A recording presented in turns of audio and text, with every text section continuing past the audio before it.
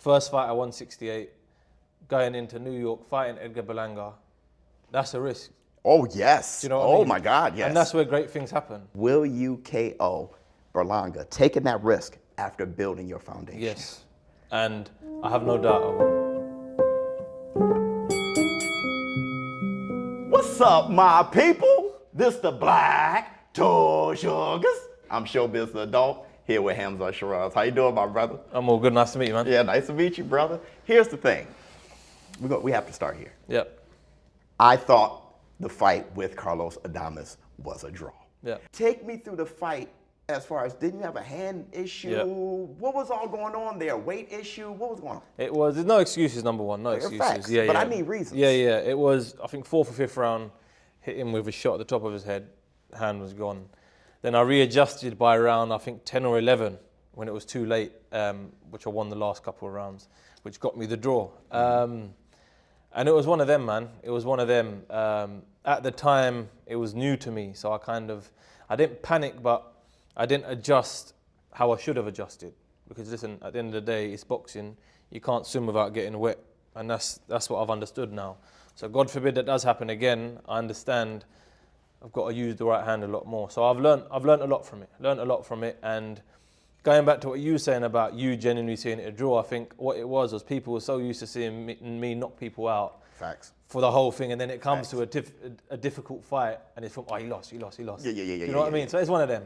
Yeah. I mean, I was there. I saw the Emma Williams fight. I saw that, and let me tell you something. I was predicting exactly what you did for that fight. Cool. Yeah.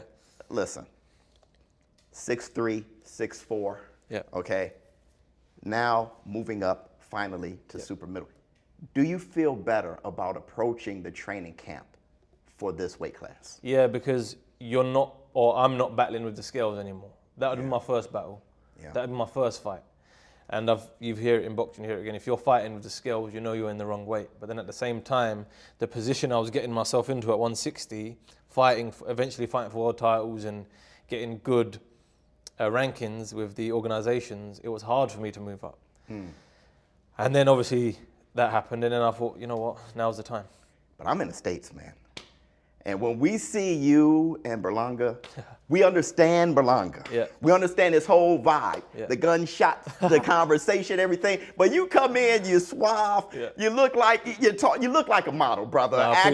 You know what I'm saying? It is a compliment. You're looking good. It is a compliment. I'm going to steal some of your swag. I like the color combination and stuff. I mean, really down to the socks, brother. You're doing your damn thing, all right?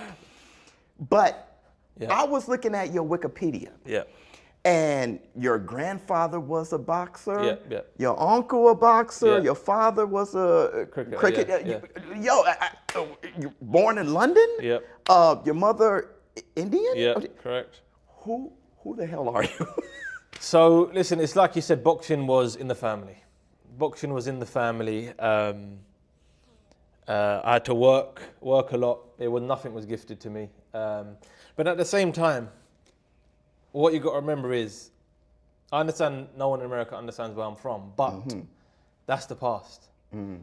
I'm here in America now, where, like I said before, the future is where everything's at. No dream is big enough here. No dream is big enough in New York or wherever it is in America. And the people over here are so inspirational. So I almost don't care if they don't know where I'm from.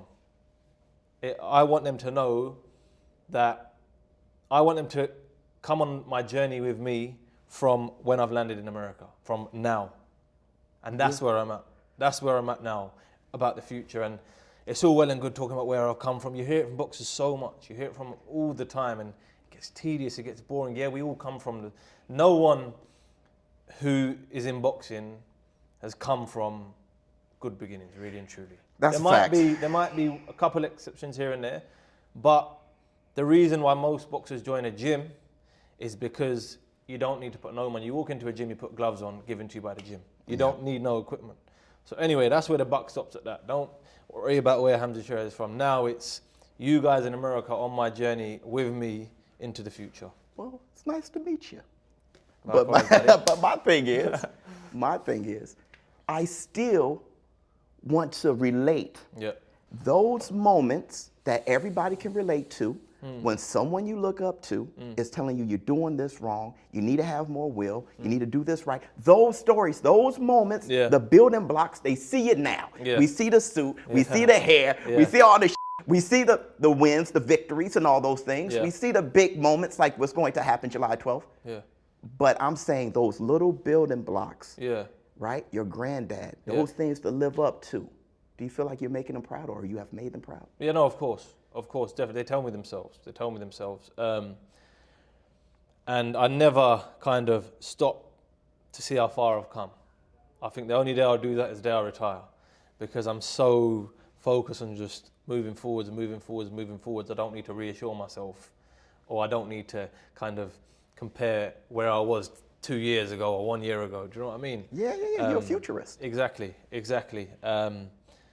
But then going back to what you were saying about people who don't know me and wanting kind of to have a relatable situation, the one I can give you is when I was 17, I stopped boxing because I was meant to fight for the national team in the UK, and I didn't get picked, so I was disheartened, so I stopped boxing and I was becoming an electrician. I was doing that for about 8 months. And then one day I was working in an apartment, a soccer player's apartment, and I was fixing his sockets, fixing his lights, and my ego kicked in, saying, why am I doing this? Why am I fixing his sockets when I can be him? Do you see what I mean? When I can be him. And I quit that day.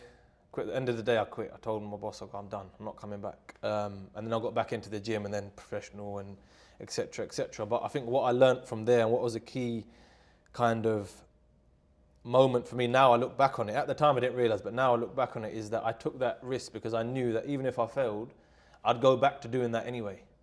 So that was a safety net. Nice. That was always there. So, right, you got your foundation strong. Exactly. So right. that's what I always say to people when I talk to them now, is like, if you want to take that leap of faith, take it.